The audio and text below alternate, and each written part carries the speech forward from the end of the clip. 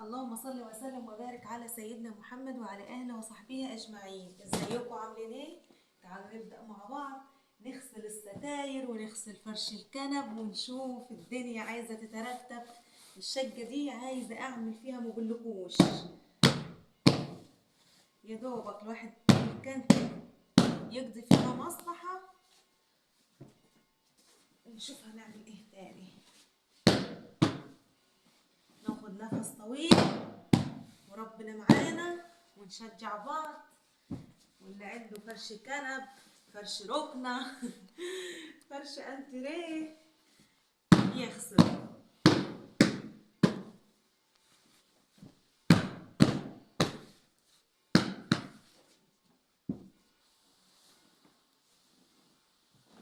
انا اغير الفرش ده اغسله واحطه في الفرش التاني.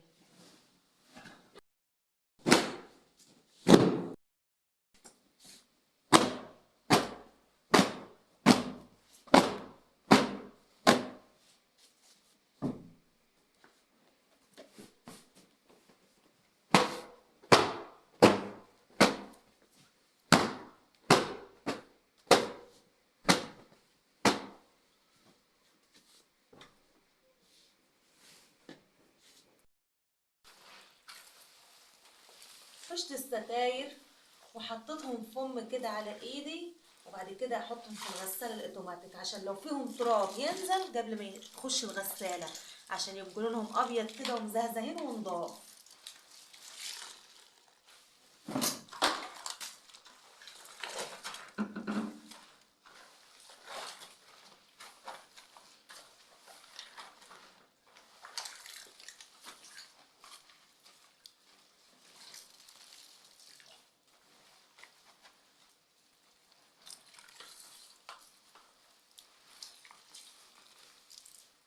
واحده واحده وخطوه خطوه نبص نلاقي نفسنا خلصنا كل حاجه والشقه بقت زي الفل.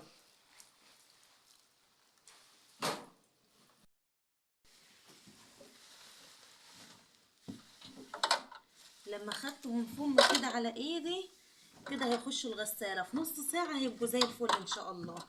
هحطهم على مرتين بس كده.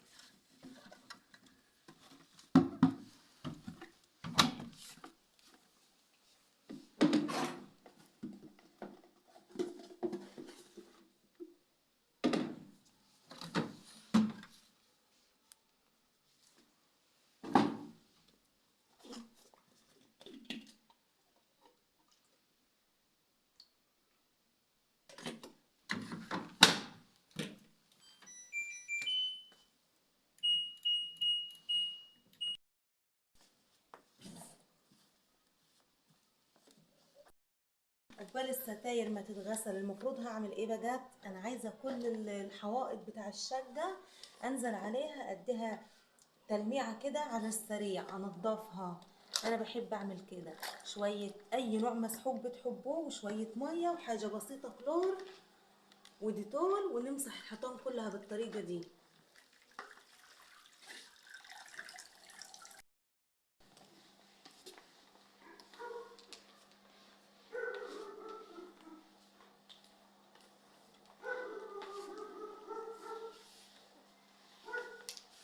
الحيطان العالية هعملها كده لما اجيب للاخر، وبعد كده انا اعمل انا من اللي قريب ليا واقدر اطوله بفوطة قطن كده كويسة وانزل عليها اكمل الباقي.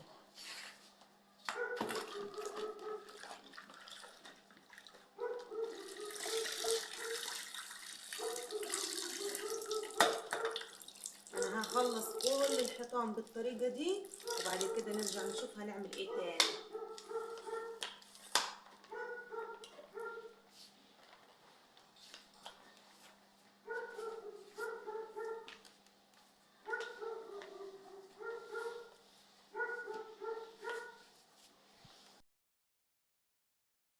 خلاص مسحت حيطان الأوضة دي كلها، خليتها زي الفل، والشبابيك كمان لو عندنا ملمع خشب ننضف بيه الشبابيك، لو مفيش يبقى قماشة ونبللها مية بمسحوق ونعصرها جامد وننزل على الشبابيك كلها ننضفها ونلمعها. اروح اعمل الصالة واعمل بقية الأوض، أوضة أوضة، تبص تلاقوا خلصتوا على طول وما تعبتوش ولا أي حاجة، وشقتنا تبقى نظيفة وبيتنا يبقى مرتب، واحنا داخلين على شهر رمضان. ومن غير شهر رمضان كمان لازم دايما ننظف في بيوتنا، ماشي يا حبايبي؟ ولو دي مش موجودة يبقى المساحة، ونغسلها وننضفها وبعد كده نحط عليها فوطة وبنفس النظام.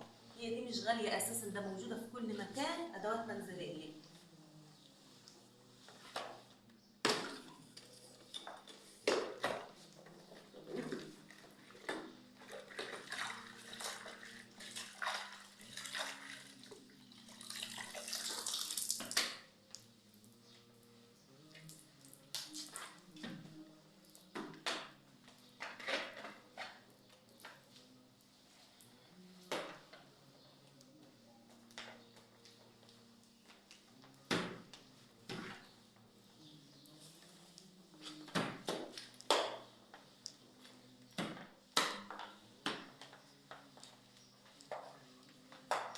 لو في حاجة في الحيطة مش طالعة نجيب حتة سلك موعين صغيرة وننضفها.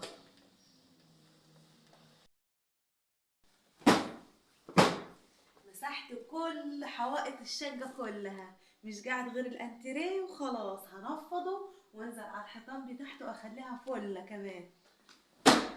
والشبابيك لازم نلمع الشبابيك.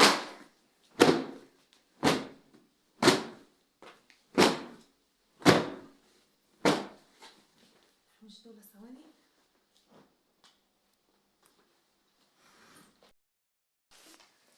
وكمان هقول لكم عملت ايه بعد ما غسلت الستاير وخلصت كلها غسيل. رحت كمان عملت ايه، فرش الكنب على طول، لينته ونزلت بيه في الغسالة.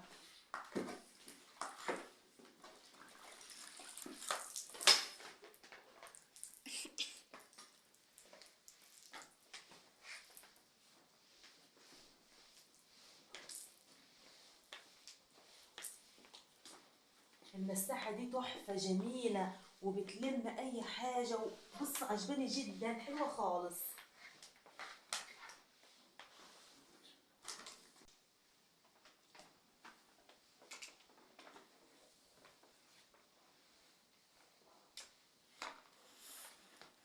بصي فيها تراب، شايفين؟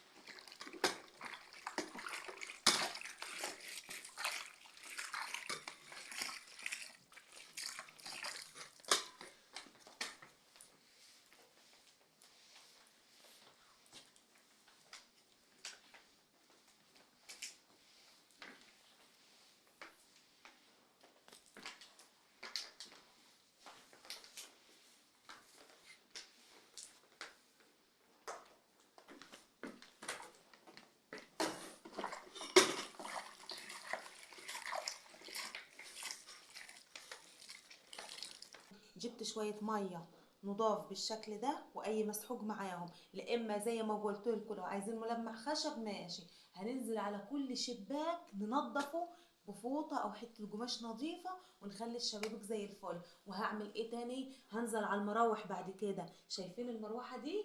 هجيب يا اما السلم يا اما الكومودين واقف عليهم وانزل على المروحه دي، وكل مكان فيه مروحه هخليها زي الفل. بس طبعا مش هينفع انضف المراوح قدام الكاميرا، ماشي يا حبايبي؟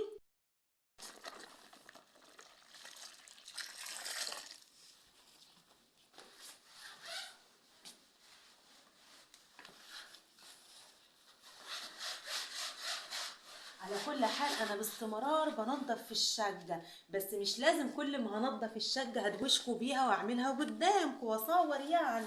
فعشان كده ايه، هي نظيفه، انا ايدي فيها على طول، فعشان كده هي نظيفه. بس لابد برضو من الموضوع ده.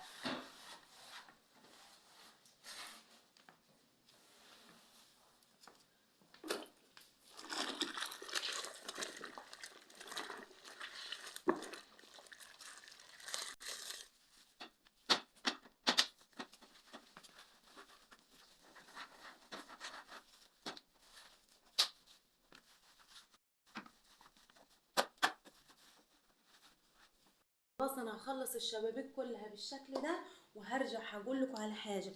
همسح الشقه واغير هدومه، ما ينفعش نفرش اي مفروشات ولا السراير ولا البياضات ولا اي حاجه واحنا هدومنا مش نظيفه، مكان الترابه والنفيض ومكان ملمحت ومش عارفه ايه، علشان الفروشات ما تبقاش ايه تنتسخ مننا. ماشي يا حبايبي؟ وبعد كده هنفرش مع بعضينا. ما تنسوش تحطوا لايك وسبسكرايب، طبعا كل ده ما حطيتوليش لايك. بعد ما خلصت مسيح البيبان والشبابيك والحيطان وخليت كل حاجة زي الفل، بصوا يا حبايبي هقول لكم على حاجة. لما يبقى الدولاب ولا السرير بينه وبين البلاط مسافة، هيبقى طبعا فيه ترابة. مش هينفع ان احنا ننضف الشقة من النص كده ونسيب تحت الدولاب وتحت السراير وتحت اي حاجة ايه مفسحة شوية بسيطة كده.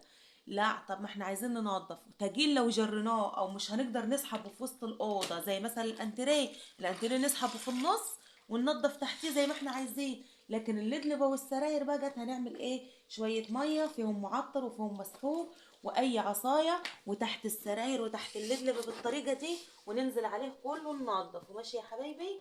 نخلي القماشه رقيقه كده عشان تمشي معانا بسهوله، وننضف كله بالشكل ده اهو. شايفين؟ اهو كله ده من كل ناحية داير ما يدور، ونمشي عليه كله ننضفه. بصوا اكيد طبعا في ترابة، شايفين اهو؟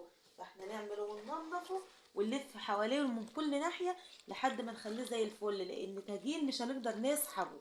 ونفس النظام الدولاب كمان. انا هخلص تحت السراير وتحت اللبلبة وكل حاجة، ونرجع نشوف هنعمل ايه كمان.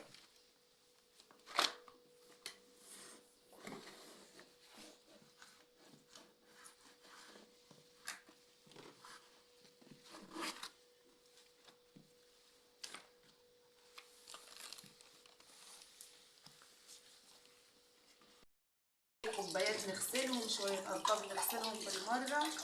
وهقول لكم على حاجة كمان، ما تنسوش تعملوا فوق الدولاب نقف على أي حاجة عالية أو اللي عنده سلة، وننضف فوق الليد تبقى كلها، ما نخليش أي تراب ولا أي حاجة. نظافة بالمرة. ومش كل يوم هنعمل ولا كل أسبوع هننضف تحت السراير ولا تحت ولا فوق الليد ولا الحاجات دي، لا، ولا يمكن كل شهر كمان.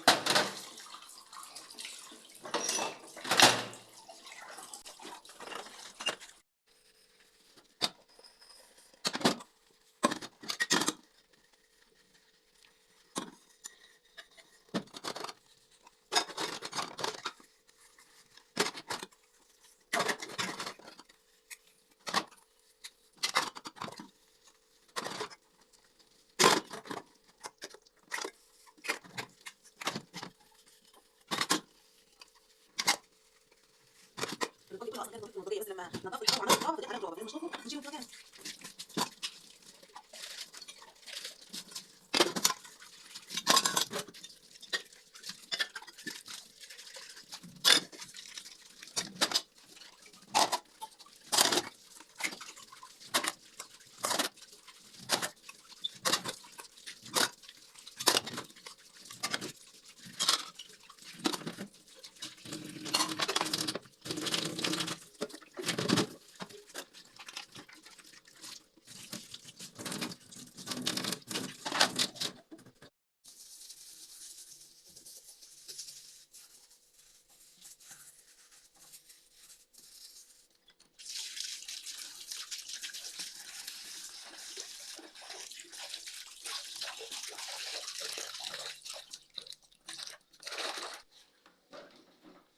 هنعمل ايه كمان؟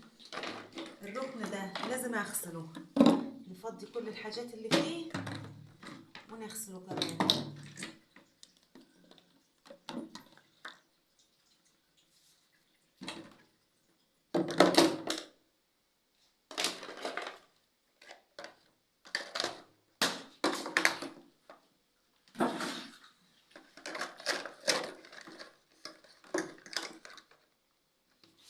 نجيب البيت.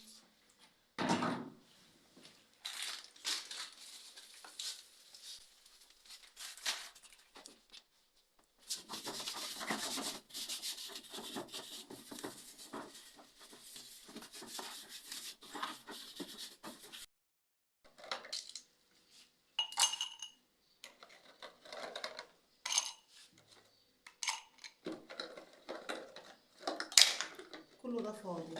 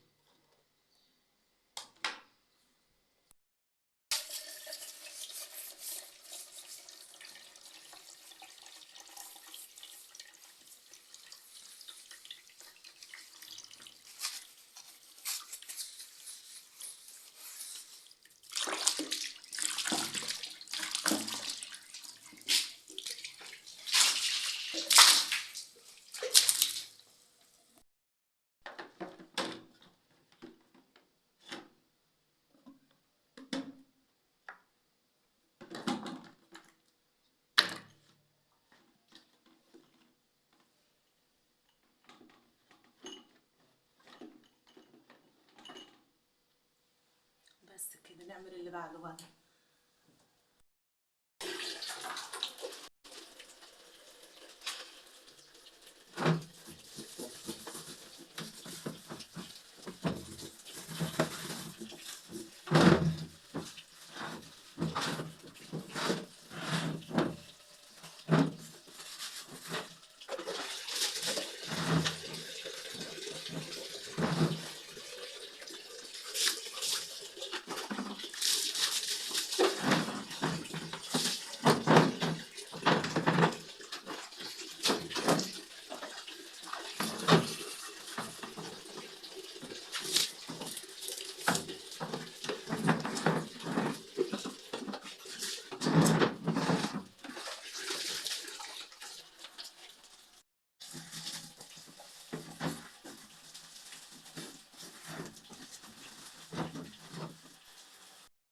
كمان نجيب شوية فينيك وكلور هنا بالشكل ده.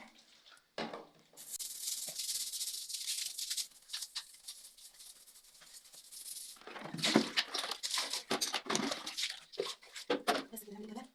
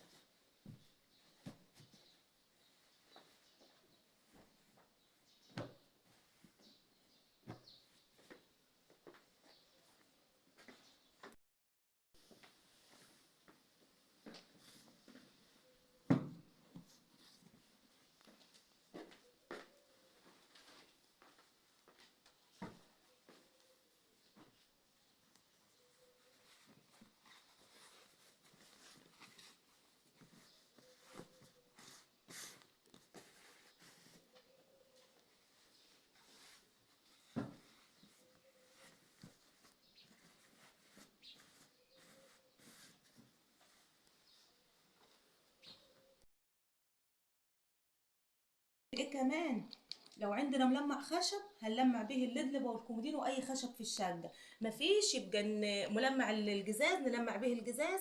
ولو مفيش ملمع خشب يبقى نبلل الفوطه ميه باي حاجه كده معقمه حلوه، ونحصرها جامد وننزل على الخشب كله نلمعه. ماشي يا حبايبي؟ والمرايات كمان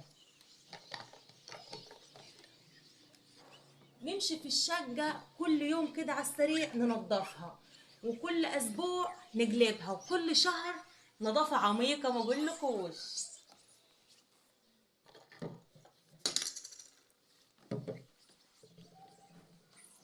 أي مرايات في الشقة ننزل عليها نلمعها بالشكل ده، ممكن بجرنان مع الملمع ده، جرنان أو فوطة، كله بيأدي الغرض.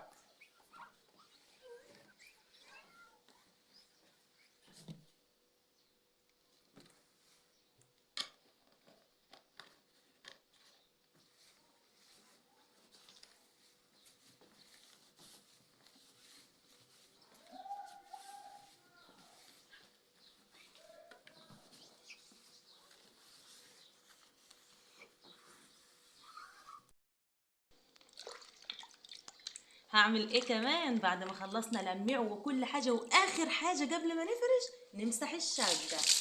كل اوضة فيها درج مية بالشكل ده وننزل عليها نخليها زي الفل.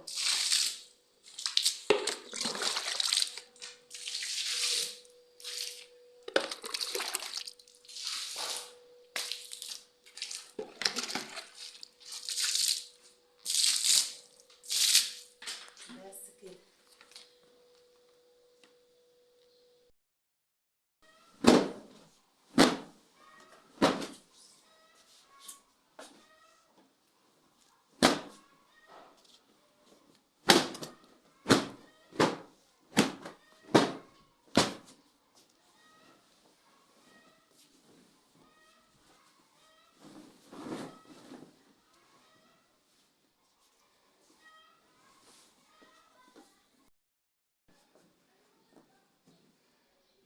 فرشت الملاية بالشكل ده، وجبت الدفاية نفرشها كلها ناشي، نفرد نصها ناشي زي ما تحب.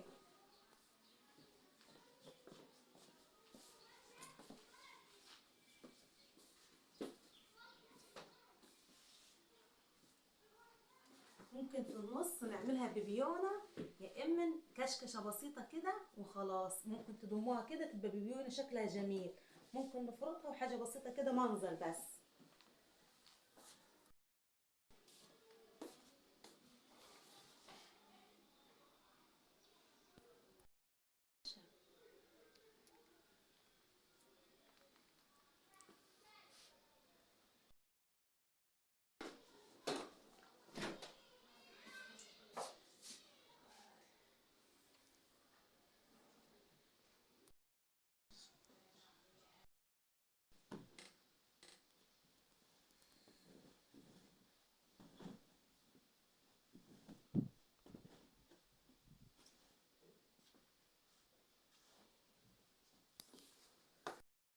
كمان خلصنا الأوضة بتاع الأطفال وندخل على الأنتريه بقى.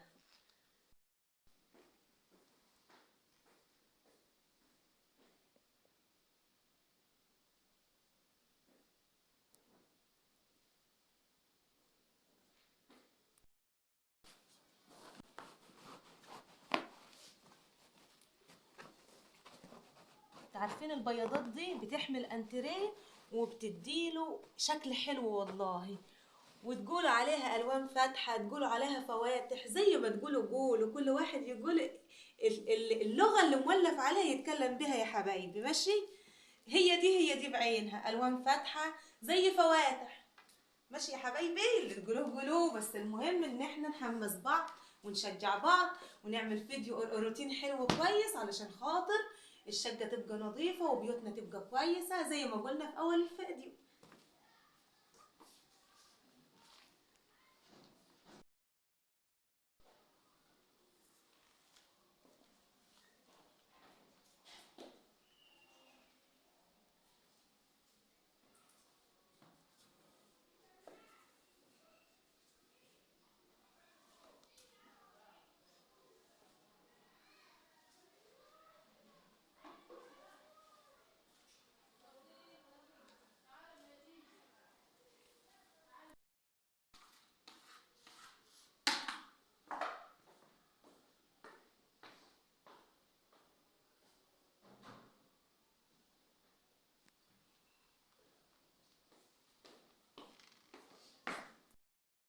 وخلاص خلصت الشقة نظافة. يا رب الفيديو يعجبكم، وتنسونيش في دعوة حلوة وكومنت حلو ولايك وشير وسبسكرايب، والسلام عليكم.